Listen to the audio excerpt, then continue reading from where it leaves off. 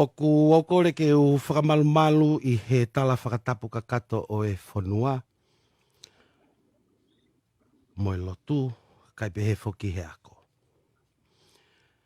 Pea oku fietuku ai pea ai whakapa-apa ki he tangata I whanua.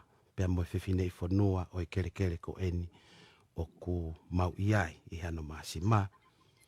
Oku koloa ia, pea whiwhia lahi ai tala KOULA I he whiawhini.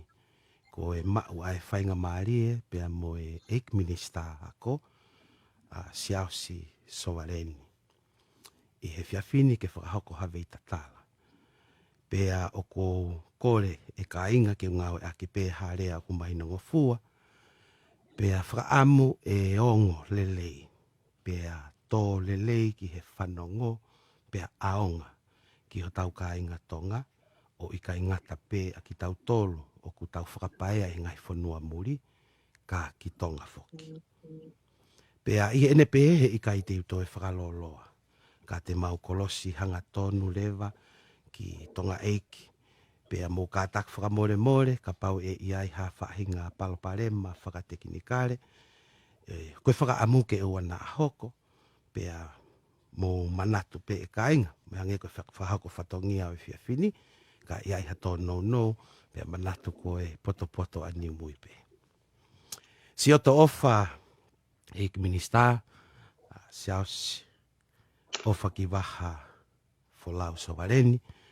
Whawhetai koe mau whainga maarie, pea maaki mau tolu I he tala KOULA I he whiawhini.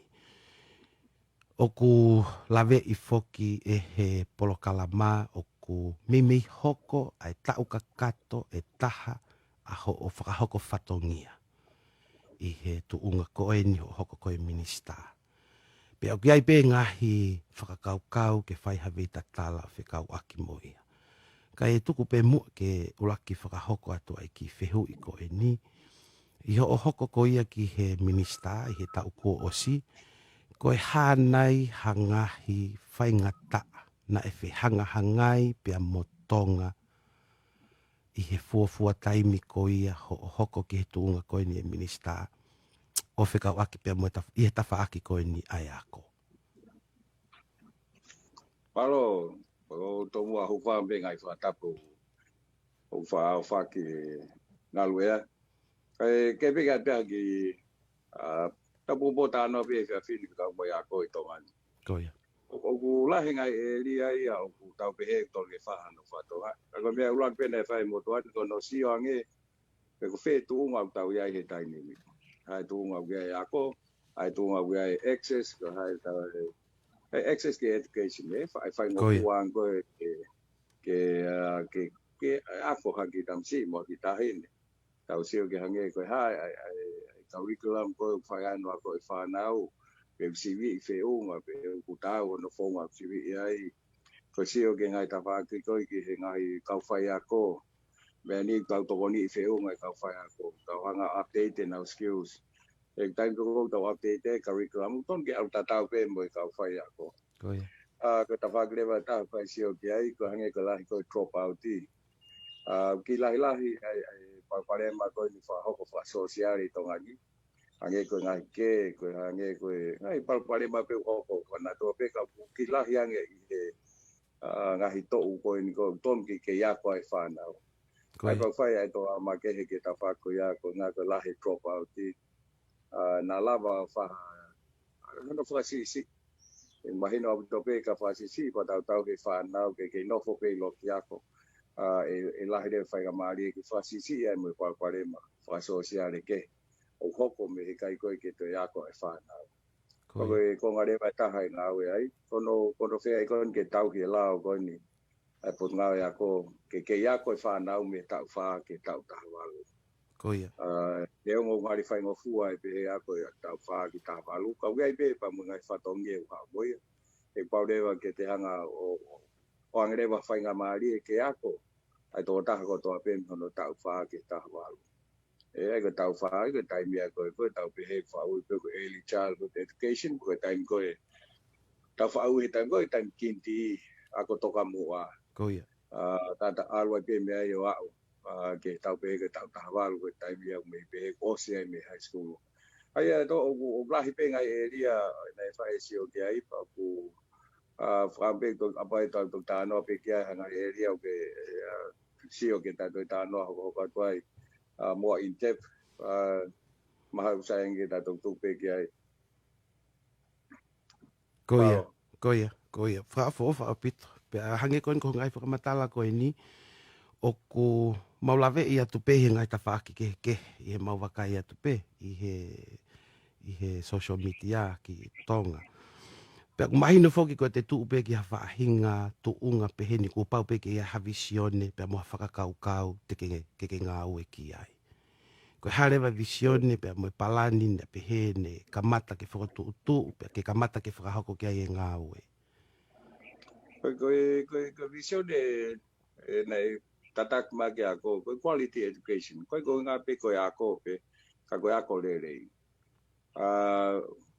ko ako lelei I he tausia ko ne motuan o glahi ngahi area ki ai ke lava usia ko lelei Fiema'u haloki ako o kumalu mo lelei Fiema'u ke kamata ke si e whanau me he time ko early childhood ai Fiema'u ke lelei mo ka faiako Fiema'u ke ai moha seniti FE'OHUA'I ke mai ke nau. Aya neongo pe ngali simple e te pepe ko ako lelei, but it's a loaded statement he ko inga o wai ngai area lahi au pito ya Fiema'u ke whahangau ke ai ka lava o ma'u ai TAUPE ai quality education ko tau Fiema'u ma Tonga. Ko ako lelei tau Fiema'u ma Tonga. Pai nei pai ki study at World Bank couple years back. Na awa o pehe me presente hi wanoa o loki ako ia I Tonga di Fiema'u ke whahangau ki ai pe ko no toi langa fo. Presente hi wanoa. Ai ko ngai lahi apita o loki ako ia o kai ke pehe kai ke tau no tunga ke ai pa Fiema'u whaingau ki ai. Ai lahi rewa mai whanki ngau ki mui. Ko ngai ko TAUMU'A pe ke whahano address pe whahano whakalelei e loki ako. Taim tatau pe hanko blau. Wai rewa ngahi whainga ke tawhaki kon no TOKONI'I e faiako. E ko e mea mahu inga kau ia he konga mahu inga taha kone ako e whanau. E faiako, tau aswhilo, tau iloko toa pe o nau mahu inga. Kau e taim lahi u whaaria I kina ki nau tolu, koe ke whahano toa ke nau tolu o no ako I wanga nau tolu a ilo wheunga.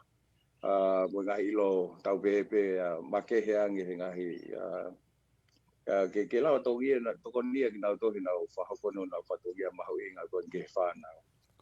Ai ka ko TAUMU'A pe ke lere ke asinga ke ako lere ma tongan ka ulahe pito ngai tafaki ka hange pe ko anga mahin pe tongani ko tau ki resources po ki budget o mau ke mau pe tau fa nisi apa de tau fua ke ai me ko pau pe ke te ke no e tafaki ta ai ka pe ngai pore anga mahin pe te fai fatongi ako ni o tau ki motu malo Koe hange kona ke lau ki he ngahi tuunga ke he oa o ki he ngahi curriculum o ku ngawe aki he ako he tainimi ko e whanau. Wakai atu ki ngahi wahe te ki ulaki lau ki ai e whakatoa ngai e ngahi taupehepe koe ke e ngahi waha koe ni ngahi korisi koe ha whakotuutu pe moha palani ne whakahoko ki ai. Nei fotu lewa e kamatanga tau ni e waa una e pe ko truancy compliance ai ko waa ma ke pe ni nei TAUMU'A pe ke le hanga o fai hanga o ma ke pe ke tau he waa ko ne ngai ko risi pa te sio ke ta fa ki ko ne no fasisi e drop out imagino pito pe e civic ko from di ma no fitu o vai he a fe ai fa nau o kai ke toi hoko atu ai deo ko whatongi a rewa nei oange ki he waa ko ni ko nao find out pe ko hai uhinga o kukai ke nau toi hoko atu e pe ko uhinga ko kai lawa Potungaue Ako pe ko uhinga e pe whainga uhinga ke hepe ya o mai ko nga rewa using information ko pe ngau e ki whamatala ko ya you can make appropriate policy decision tau pe ke lawa o whainga ke whakasisi e drop out ko ne whanau ako e form ni mau no fitu ko e tui ia na fasisi ngai paupai ma fa sociale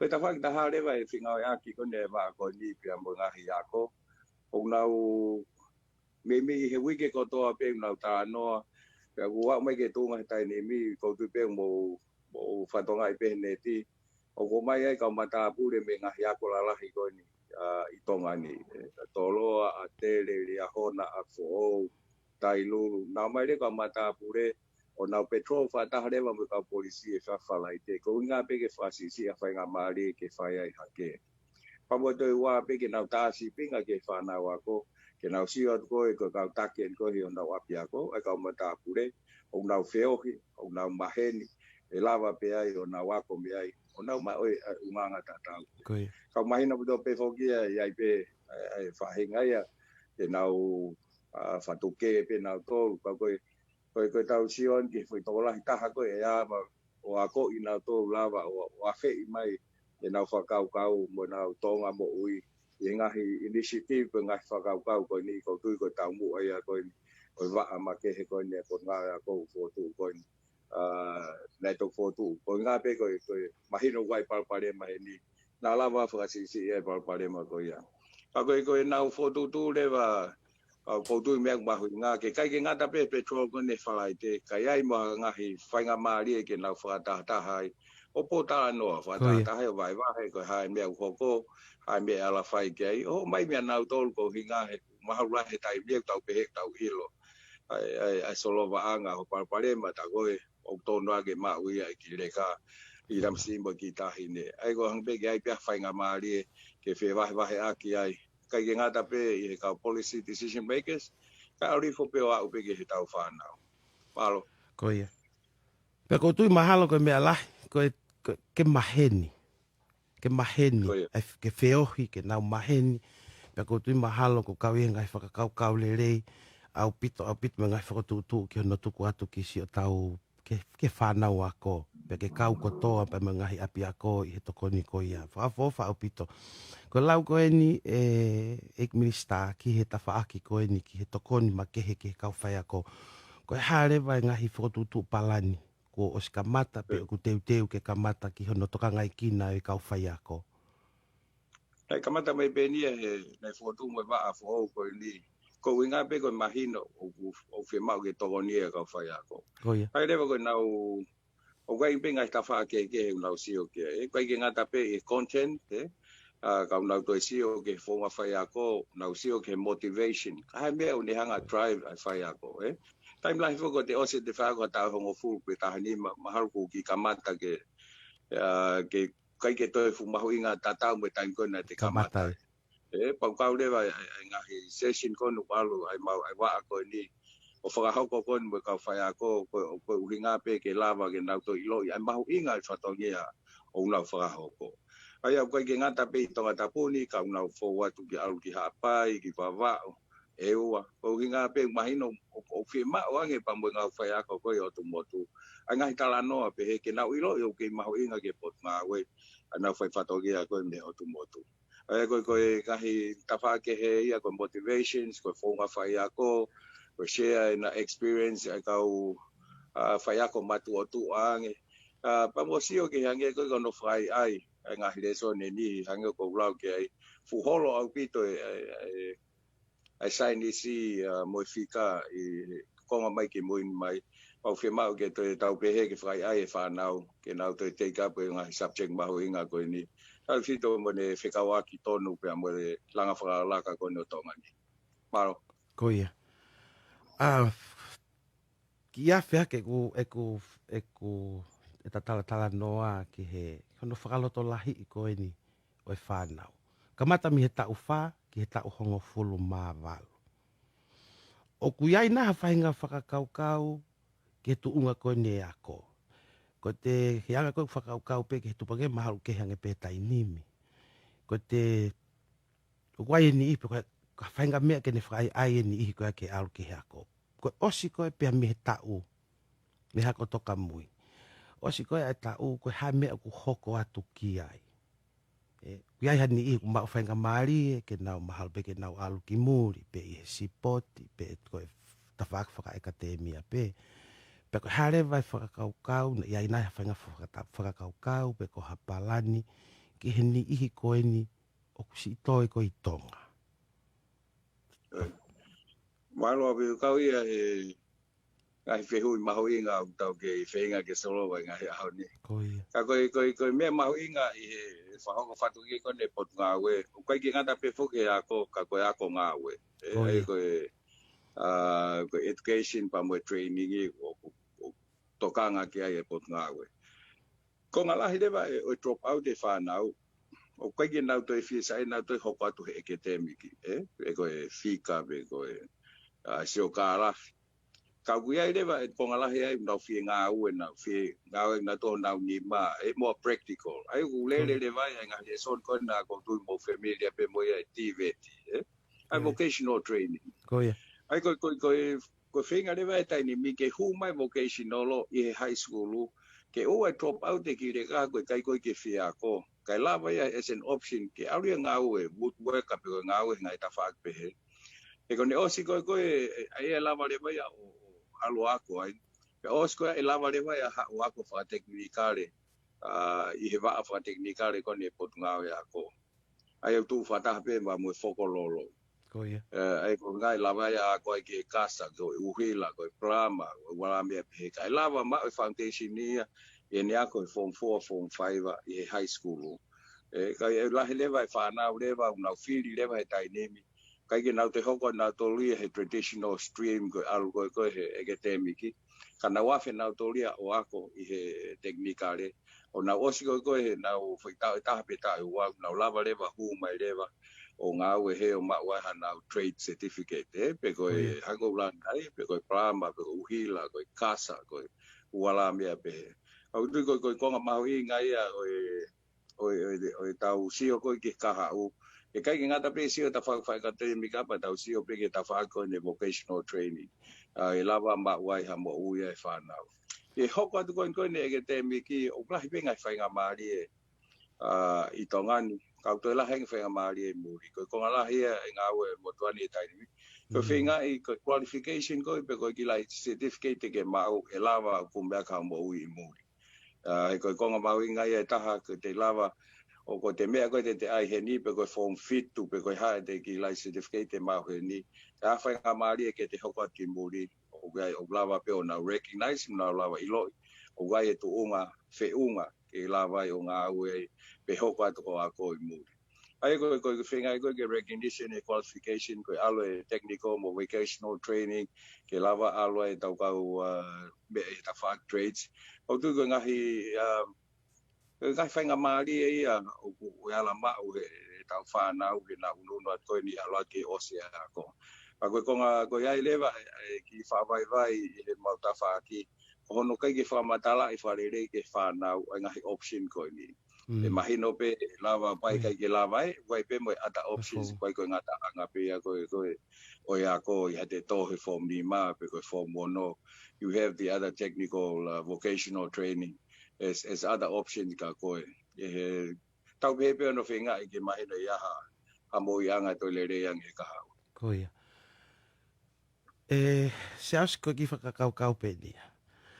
Ka pau nai na e pehe o kia ha whahinga whakawae pau. Ko ulawe I pena ke os mea ki ai o pehe o ku whai pe ai whakakaukau pe mo palani mo tokoni ke ta whaaki o ta whaaki ke heke.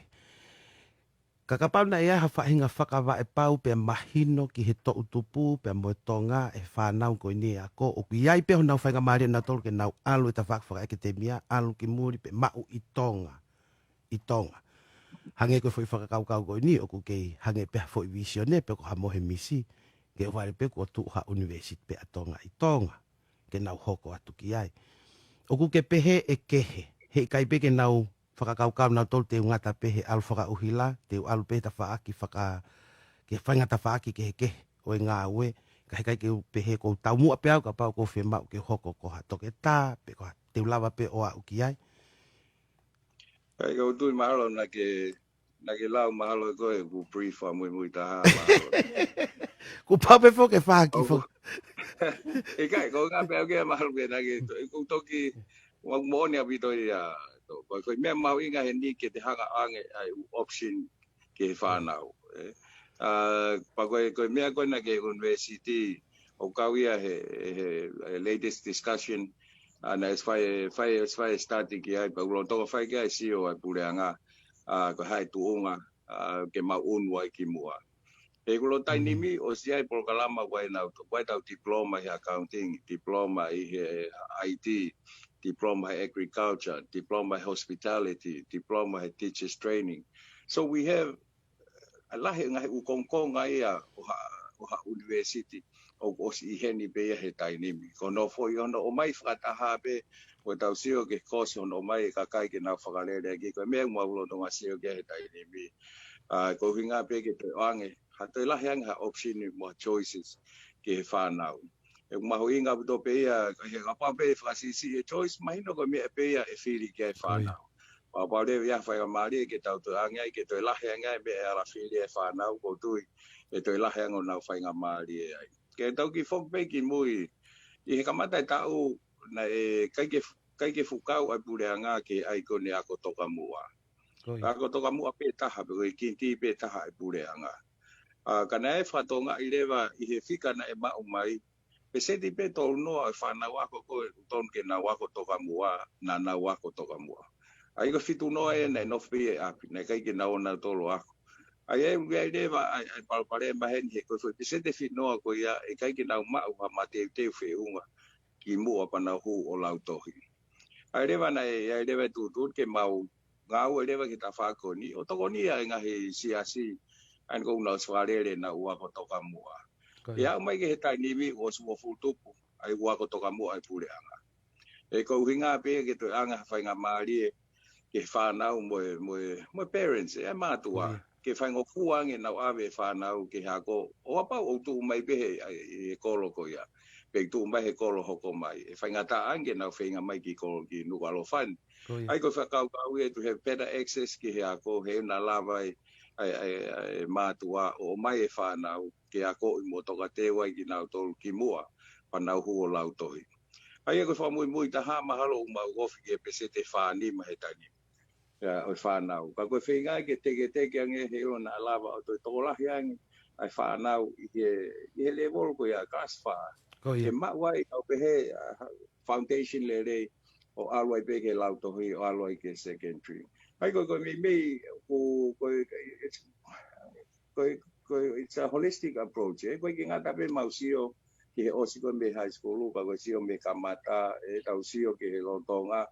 Ko ha pe me ko te maulawa sio ke ai pa mo given resources ko ki tau pehe ko ki budget mau fai le va no si mo fu tau ko ha fi tu e au nga taha ia ki seniti mo ni apito pakai hifo ki he kamata e ma me tokoni pongpongi ki ngahi ako fo o e kalama ko ia te lava ki fa mala ala kau ki ai ia ko nei pe ai fatonga i ku tola pe fa na o kai ke na o ma me tokoni pongpongi fai be fa ki sabe mo fa ki apia ka mahino mai ai tokola ya pito e fa na o na mai pongpongi pa ke na o tana ke pe ai mo pa pare ma ko ni ko viti ka he mole ta ve mole nga o ai ma tu ani kai ke te lava ka o tori ki muri la ko ai ki senit ne fa ma mai be ai pa pe le va ko nga o ku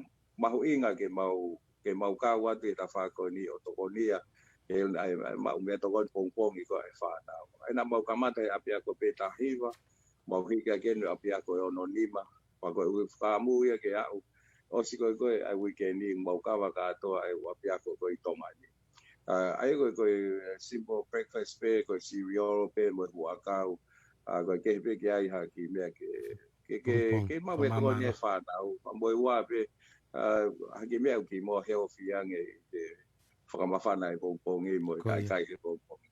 E mahina wito pe tau e swilonga ki pe mahalo mo sianga pe i murina. Ai ngahi polkalama tokoni mau mea tokoni kon he ngahi ako. Koe tamua tatau pe ko hinga pe ke moulerea ke whanau to saenga ke nautoa ke ako. Pakoe uhinga pe he pe to nai whai ai ngau e pe ni. Pakoe lelea ko ni hi blotonga whai te te usivi kon e whanau lautohi e GPS-a. Ko ia. Ko FAKA'AMUA ke mau kawa te mahinani, pa mau tau si ai ke mau ki seni te utoe, pe ke lava hoko. Kai tatau pe mau ke kume holo pea kau sponsor, na naulama mau Fiema'u ko hinga ke to lolo ang mau polkama tai ni mi mau a tu site pe a to apuelo pa ko Fiema'u ke pe mo faiako mo PTA ke na o mai Potungaue Ako se breakfast inga pong ko ya palo ko ia kau ia program fof vakaiat ko ki ai mai famafana te mausio atu ki he fangi fana umpe mo ngawe ko na ko mo fakahoko ese aso ko fema pe ke ki fehu I ko ni ko tu ko ai ngahi ako ko I Tonga na oku curriculum TAUPE ngahi ako ai pule anga pe mo siasi pe ku kehe pe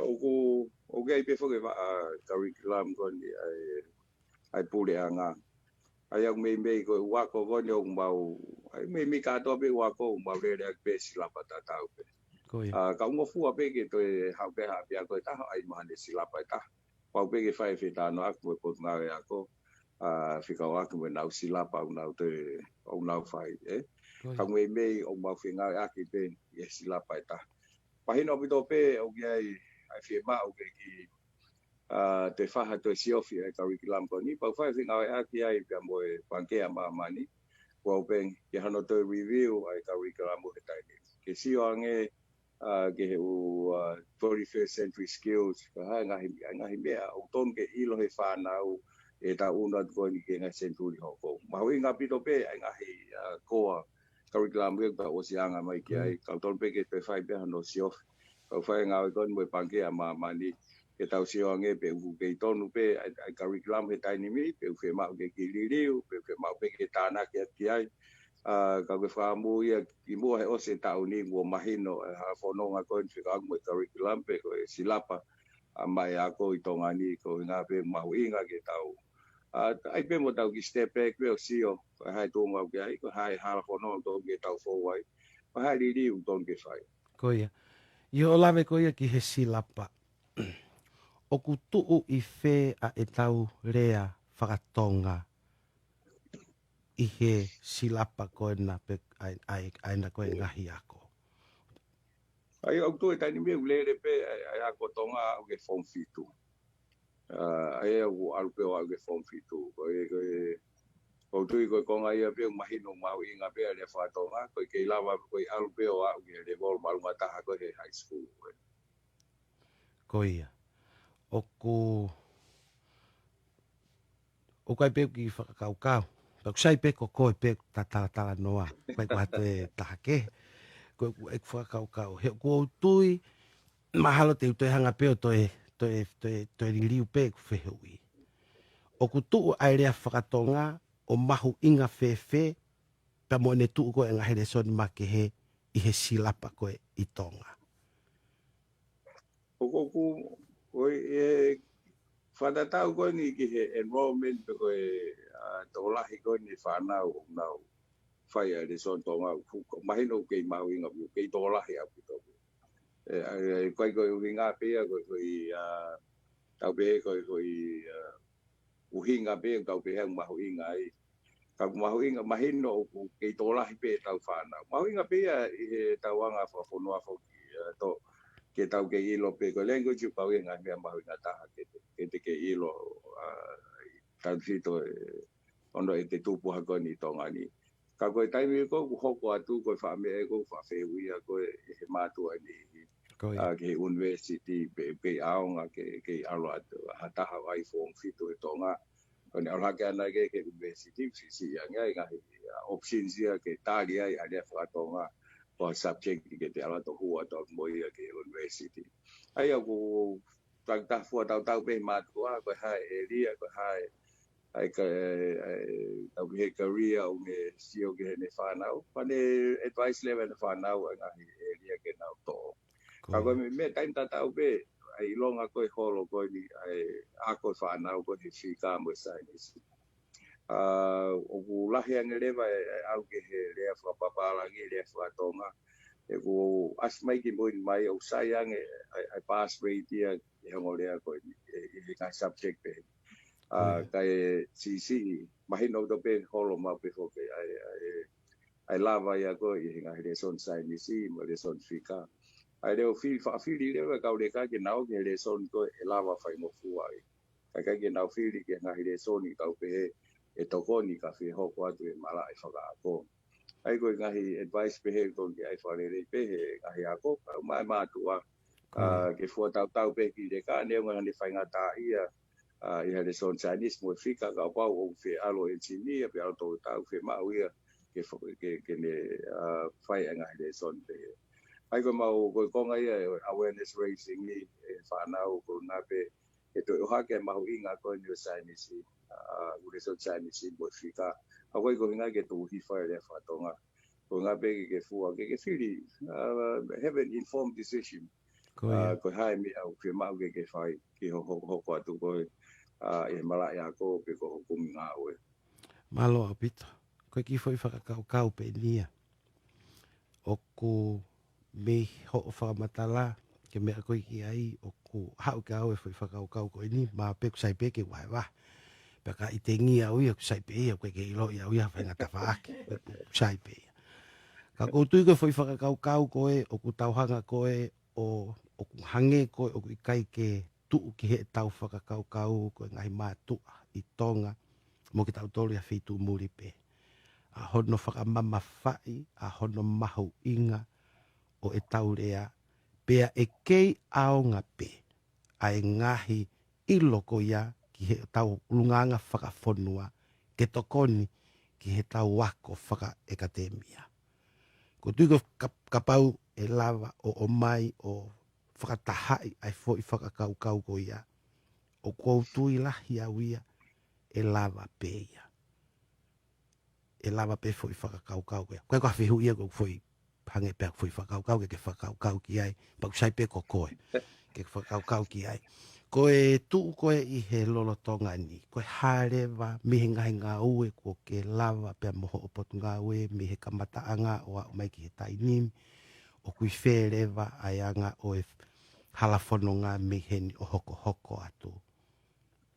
o ko tu ko fe mau inga ni dai e wafe mafa dai fa wai palani ta tahani mai ako ma tonga ni na osia i December ta ko osi ai ko osia ko plan ta tahani ma ko me mau fai ta ni mi ko no fatu ai foi plan ta tahani ma ho ai kon fai ke ta no ki ECE pe ba ko toga mua fai ta no ke curriculum fai ta no ke CV fai ta no ke university fai ta no ki he ono finga e ka fai ako motivate na to ka to vai ta no ko li ke si angi ko hai ai ke hai hala fono ko mai ako ma tonga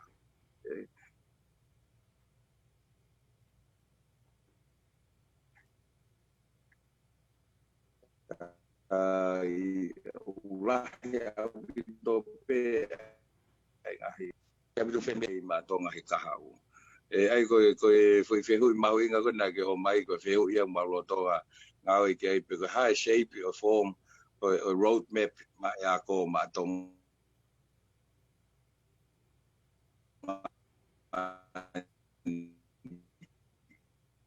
i ka o si kon fai ta no mo na ka fa ki ke e to ki mahino ange hono o mai fra ta hai na to mahino bi pe nga e dia ni ka ko e pau hanga ula ne nai ko ki vi ko mbau nga e aki o ku e pe hono ngata pa ko si o ni pe ko fe me ko e mahu inga ange e ta fa ki ko e mono fra ta hai mai na to e ke mahino ange a rope me pe ko hala fononga o tau fe ta ke tau fa na ko ki ka hau ko ia malo au pito pea o ku te ia ha mea ke tānak mai ki ta tala noa to tānak fo mai ki ta tala noa e fia fini ko me ko tu mahal na te ke ta fo au ki ai a fe ko ni COVID tahi vai ako ko ia mai no bi to pe ai manawasi ai fa nau ai leva mau ngahi programa pastoral care ke nau tala no ke fa nau finga bi ke fa lo tola i bo ako i nau tolu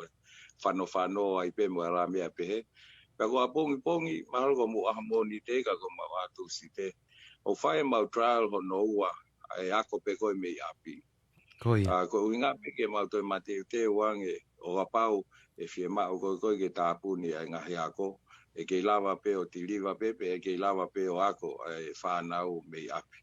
Ai ko apongpongi lewa ko ke whaha ako nofo pe whanau i api. Lere ngahi polkalama pe o si whau pe he Potungaue ko o si o lewa pe whewhe e nau ako me i api. Nas whai fuken ki mua. Pa ko follow up pe ni na mua ako lewa me alahi me no rock whai ko ngā pe ke sio pe ko hai me FAKALELE ko hai me au ton ke furi ai ko ni ko kamata pongpongi me ko ako lau tohi na mahi no mai me matua wanga nge whanau e whanau pe ko ke le tio mal ko nga pe ko na programa le tio fa ave ako ai leva le tio ata pe lau tohi kai high school leva no programa TV he TV na uvangi program Pako tahape na wa lava ma na internet access. Peko lava access ke internet. O gai demo ma u por kalama u video e kau faiako he na u ako e ngahi le son. Koe ki mau fi whakawharala internet he koe tola he o koe ki hana u internet. Koe. Kau nga o ma u pe o kiai. Lele pe mau le tio lele mo TV. Iai pe mo u instruction ko u tohi mo me. O pau lewa o ke ma o internet te to lau pe alo sio. Ke o kau faiako he nau faiako e ngahi u subject pe. Ai koe pole lahi aga mau tolu. Ai whenko ni ke toi mate te wang e ta whaki ako. Ko hinga pe na ha taimi o ku Fiema'u ai ke tāpune ako. E ke lava pe o whahoko ai whatongi ako. Konga mahu inga he ni i he whaiko ni ngau ko ni. Ko ki nau tolu ko nofo me whanau. E koe mātua pe koe tau whanau. Ke nawanga ki he whengau e aki pia moe whanau, pia moe whaiako. E wai pe mau ngahi whika ke whahata mai kia ko le tokoni moe wala mea pe he. Au mahu inga upito ai whatongi ako e tō taha i api ko hinga pe ke whakapapau e lava pe ki le ka o ako. Kai aha taimi e Fiema'u ai ke tāpuni ai ako. O tiko ko mea pe e taha mahal na te ke ta whūtalo.